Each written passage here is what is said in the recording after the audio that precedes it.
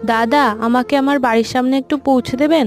আমার মেয়ে সিঁড়ি থেকে পড়ে গেছে, একটু এমার্জেন্সি আছে। হ্যাঁ তাহলে বসুন। দাদা, আমার কাছে কিন্তু টাকা নেই। দিদি বিনা টাকাতে কি করে ছাড়বো তোমার? মানবতার খাতিরে একটু পৌঁছে দিন আমাকে। আমি কিন্তু আপনার থেকে ভিক্ষা চাইছি না, হেল্প চাইছি। ফ্রিতে হেল্প চাও না, ভিক্ষাই হয়। সাইডে যাও তুমি। হ্যাঁ দিদি বলো, কোথায় যাবে? দাদা, আমি বি ব্লকে যাব, আমাকে একটু ছেড়ে দেবেন? হ্যাঁ বসুন। আমার কাছে কিন্তু টাকা নেই, আমি আপনাকে ভাড়া দিতে পারবো না। দিদি বিনা পয়সায় কি করে নিয়ে যেতে পারি বলো? আমরা তো টাকার জন্যই কাজ করি।